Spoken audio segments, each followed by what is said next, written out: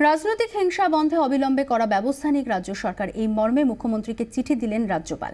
রাজনৈতিক রং না দেখে ব্যবস্থা নিতে বলেছেন রাজ্যপাল। তাঁর অনুরোধ, আইন শৃঙ্খলা রক্ষার দায়িত্বে রয়েছেন তাদের অবিলম্বে সক্রিয় হতে নির্দেশ দিন মুখ্যমন্ত্রী। একই সঙ্গে রাজনৈতিক দলগুলিকেও হিংসা থেকে দূরে থাকতে অনুরোধ করেছেন রাজ্যপাল।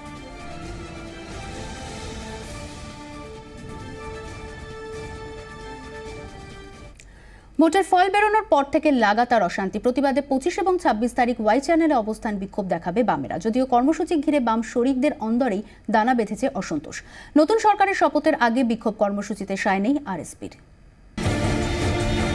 ভোটের ফল বেরোনোর পর থেকেই জেলায় জেলায় অশান্তি। প্রতিবাদে এবার পথে নামছে বামফ্রন্ট। মঙ্গলবার নগরপালের কাছে এ নিয়ে ডেপুটেশন জমা দেবে কলকাতা জেলা বামফ্রন্ট কমিটি। 25 ও 26 তারিখ ওয়াই চ্যানেলে অবস্থান বিক্ষোভে বসবেন বাম কর্মী সমর্থকরা। কালকে পুলিশের কাছে আমাদের ডেপুটেশন এবং 25 এবং 26 তারিখে দুদিন 2টো থেকে 5টা পর্যন্ত আমাদের অবস্থান কর্মসূচি চলবে। যদিও এই কর্মসূচি ঘিরে অসন্তোষ দানা বাঁধছে বাম শরিকদের অন্তরে। নতুন সরকার শপথ নেওয়ার আগে পথে নেমে বিক্ষোভে রাজি নয় আরএসপি। আরএসপির যুক্তি, শপথের আগে এই কর্মসূচির জেরে জনমানসে ভুল বার্তা যেতে পারে। অসন্তোষ থাকলেও অবশ্য এখনই বড় শরিক সিপিএম এর সঙ্গে সংঘাতের পথে হাঁটতে চাইছেন না ক্ষিতি গোস্বামীরা। বাম ঐক্য অটুট রেখে তাই অবস্থানে অংশ নেবে আরএসপি। অশান্তির প্রতিবাদে সোমবার হাজরায় বিক্ষোভ দেখিয়েছে বিজেপি, কিন্তু তাকে বিশেষ গুরুত্ব দিতে রাজি নয় বাম শিবির।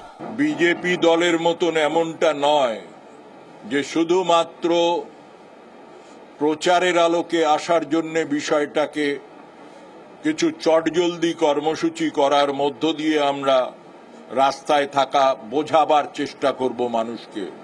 সব মিলিয়ে ভোটের পর সময় যত গড়াচ্ছে, বাম শরিক অন্দরে আন্দোলনের পথ নিয়েও দানা বাঁধছে মতবিরোধ। ব্যুরো রিপোর্ট, 24 ঘন্টা। ভোটের ফলে উজ্জীবিত বিজেপি নেমে পড়ল রাস্তায়। মুখ্যমন্ত্রীর বাড়ি যাওয়ার পরিকল্পনা পুলিশ ভেস্তে দিলেও শুট চড়ালেন দিলীপ ঘোষ। শাসক দলের সন্ত্রাস বন্ধ না হলে 27 তারিখ মুখ্যমন্ত্রীর শপথ গ্রহণ অনুষ্ঠান ভেস্তে দেওয়ার হুমকি দিয়েছেন তিনি। 2019-এর দিকে তাকিয়ে বিরোধী ভোটে ভাগ বসাতে এখন থেকেই রাজ্য বিজেপি রাস্তায় থাকার পরিকল্পনা নিয়েছে বলেই মনে করছে রাজনৈতিক মহল।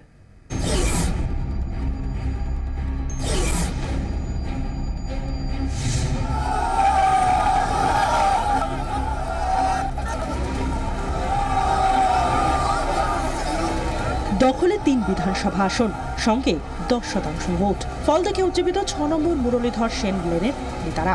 শাসক দলের বিরুদ্ধে রাজনৈতিক সন্ত্রাসের অভিযোগে হাজরা থেকে মুখ্যমন্ত্রীর বাড়ি পর্যন্ত মিছিলের পরিকল্পনা ছকে ফেলেন তারা। তারাও জানতো যে এখানে মহিলারা অনেক আসবে, তাদের দরকার ছিল আগে থেকে প্রস্তুতি নেওয়া উচিত ছিল যে মহিলা পুলিশ দিয়ে কিন্তু মহিলা সমর্থক যারা থাকবে তাদের সঙ্গে লড়া উচিত ছিল। সেখানে মহিলা পুলিশ ছিল না, সেখানে মেলরা ছিল এবং আমার গায়ে হাত দিচ্ছে, আমার শাড়ি খুলে গেছে। সোমবার বিজেপির মিছিল আটকাতে হাজরা থেকে কালীঘাট পর্যন্ত একাধিক ব্যারিকেড তৈরি করে পুলিশ। হাজরা মোড় থেকে দুপায় এগোতে না এগোতেই পুলিশের সঙ্গে বিজেপি কর্মীদের ধস্তাধস্তি বেঁধে যায়। গ্রেফতার বরণ করে রণে ভঙ্গ দেন তারা। 27 তারিখকে আমরা টার্গেট করছি। যদি এর আগে সরকার সচেতন না হয়, ভারতীয় জনতা পার্টি সীমা ছাড়িয়ে যাবে। 27 তারিখ আমরা কালা দিবস করব, কলকাতা জাম করব, শপথ গ্রহণ যাতে না হয় রেড রোড আমরা জাম করব।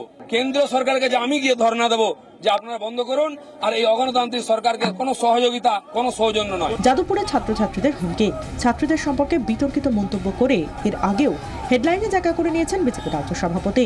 এদিন ফের হুমকি দেন তিনি। আপনাদের 211 আছে, বিজেপির 1400 আছে এমএলএ।